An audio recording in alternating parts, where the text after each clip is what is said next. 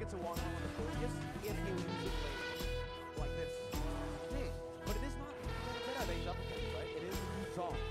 Exactly. Well, Yuzong is also a very oppressive hero in the laning phase, so we'll have to see that can Papadok actually get an advantage, and if he does have an advantage, right, it's still up to the rest of the team to enable, to try and catch out the players before the Phobias in the hands of Papadok can actually make those crazy plays.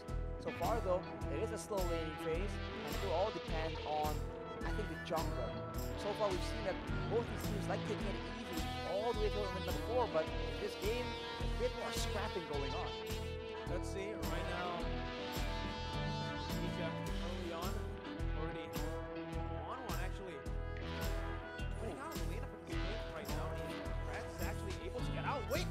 In the XP lane, it's a solo, it's a gank. It's a gank there, 2v1, Erwin taken very low, that's the Inspire popped in, Brands looking for that kill onto Erwin, will not be able to find it, but it's a lot of damage, and that pressure has been needed off the other members. Dreams gets caught, that's going to be the shadow kill to pick up another 1-for-1. This time, Argentina with their comfort pick, doing better. Argentina strikes back in the early game. Again, we can't take this team lightly. They are a serious contender in the tournament right now. Indonesia needs to be a bit more careful because if they let Yotun start snowballing, that can't be good for them as well. These skishier laners are going to be quite vulnerable, but I guess Brands will be the one that will be feeling the bulk of that aggression. Indonesia, though, already first onto the neutral objective now. Picks it up. No contest from Argentina, as Jotun doesn't have that purple buff. Without the purple buff, Hayabusa is going to find it very difficult to contest or even to gank. So for Argentina, it does feel like their win condition is solely on getting the picks early on. They can't really go for the neutral objective control. Dreams there with a cheeky invade, looking for that steal. But Taz on this Demon Slayer Benedetta. I wonder if he's going to go damage or tank. I think damage must be the way to go. He has that Demon Slayer emblem, so it's a interesting hero. Able to be built quite a few different ways, hybrid, tank, full damage. But right now, we keep talking about the lane management in game number 1. In game number 2 here, I think it's no different. Indonesia has so many wave clear tools to actually work around with. Psychots, Taz, as well as Hijime can all do that, but look at that aggression coming in, and they're not done yet. Jotun able to maneuver himself out of that position, but now he's going to get caught in the stun. Doesn't have the shadow kill to play with here to get as well, but a Luminal Blast forces Erwin to pop that circling eagle, leaving Jotun behind for Indonesia to take. Erwin trying to dish out damage back, but again, it's Indonesia that it really feels like Indonesia has Argentina's number in the rotation game. You can see how they can just have such a good read on Argentina, because Dreams, he charged the Numenon Blast preemptively towards the top side, so they are a few steps ahead in these very messy skirmish engagements. And I think Taz is waiting. He's trying to try and steal that purple buff. Does he have backup though? That's the main question. He's all alone here. He's still looking for that retribution battle, but decides to back off, using Eye for an Eye to get out of the circling eagle. Meanwhile, in the XP lane, Hijime and Psychots finds a kill. That's the second kill over to Papadog, who's not having a blast on this Phobius in that XP lane, Arashi. We mentioned it, up against the Yuzong. It's going to be really difficult to lane, especially with the ganks that's constantly just being placed by Indonesia. Not only are they having a Phobius fall behind, they're having Psychots on the Yuzong, just absolutely wrecking it in that EXP lane. That can't be good as the Indonesians are pushing the aggression, and look at that. Real world manipulation popped in. Jotun looking for an opening as Hijime jumps back to the black shoes, but it's going to be caught by Jotun, who was very patiently waiting. Give it a blast onto Civ and on towards Erwin as that's the crossbow attack opened up. Erwin taken low, still able to survive, but with Civ down, this means that not only is Indonesia winning in the XP lane, this Wanwan on the hands of Brands as well is ahead, which is not a good sign. Absolute disaster as far as the laning phase is concerned. And look at the babysit coming in, but on the other side of the map, that is Psychots just making a very aggressive play.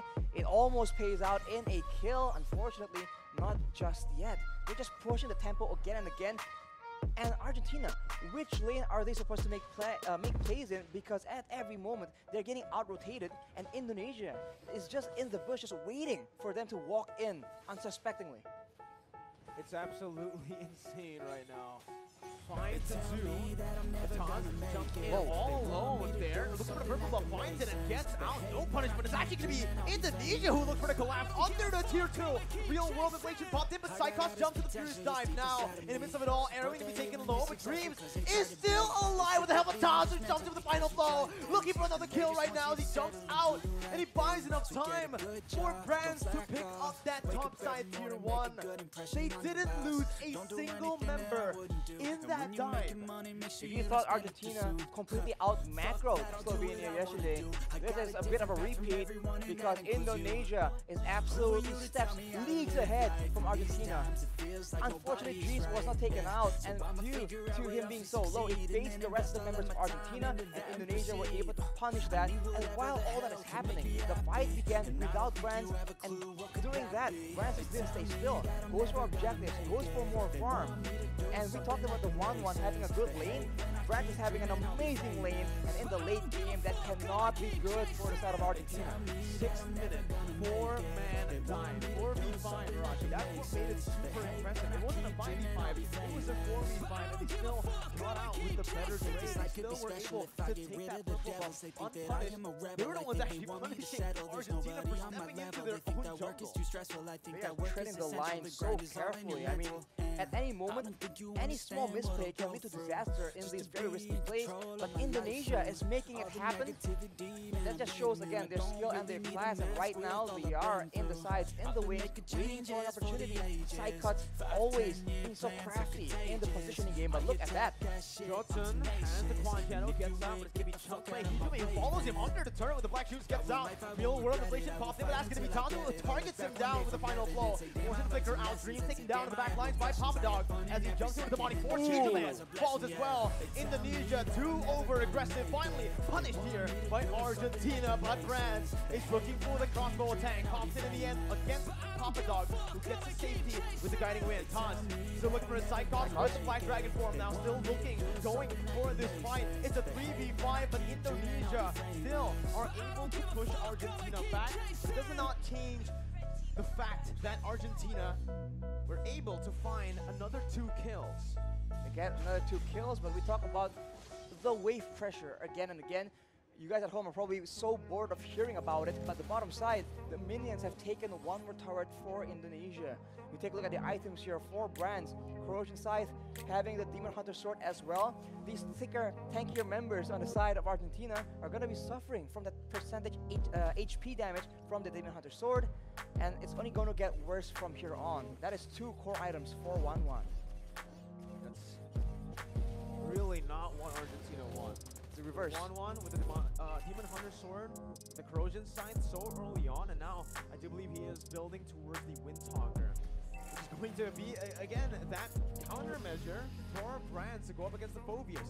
When you start to have more attack speed, and when you start to be able to actually dash faster than the Demonic Force, that's when Wanwan can actually somewhat counter the Phobias.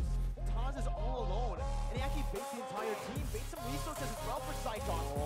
Goes into the Black Dragon form, petrifying Johnson. And just like that, that's the jungler taken out. That's also Meteoro who falls in the mid lane to Brands.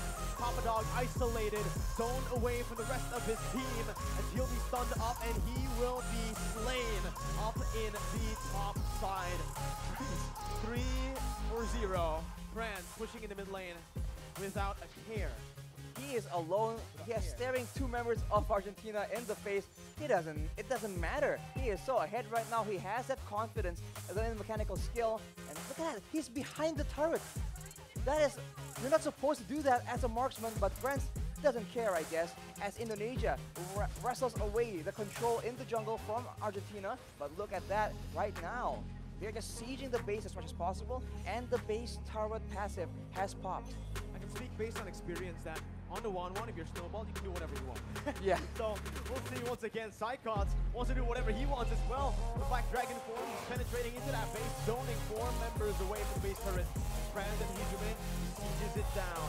Paz now looking for play after the blast canceled out, but he flickers forward, getting the damage and the stun onto Meteoro, who's forced to flicker back out again. Taz now under the turret range, forced to back away. Shadow kill popped in, won't be able to find enough damage to take anyone down. That's another resource, the real world manipulation by Meteoro to defend. 10 minutes in, Indonesia have cracked one base turret and are looking for the second in the mid lane. Arashi is looking grim. It's gonna be Hijume who jumps back with black shoes. Demonic Force popped in by Papa Dog, and they do not want to stop. They just have the superior siege right now. They're going for damage on the members of Argentina and also the base turrets, but they're going again. Papa Dog looking for the play, but it is just going to give Brands enough weakness points to pop that crossbow of Tang. Erwin low, forced to recall, and Indonesia are looking for the end. 2-0. Cyclops jumps in again with that signature Petrify on 3. Finds a double before they end the game. 2-0. Indonesia will meet up against Cambodia in the upper bracket finals. What a performance, man. And multiple members from Indonesia, they have their signature heroes, and I think teams need to start taking notice. Cyclops on that Yuzong. If you get to him, you know he's going to pick up that MVP. 5-0 for 748 GPM, 33,000 damage dealt. If you take a look at the numbers, it's not too impressive, right? Yeah.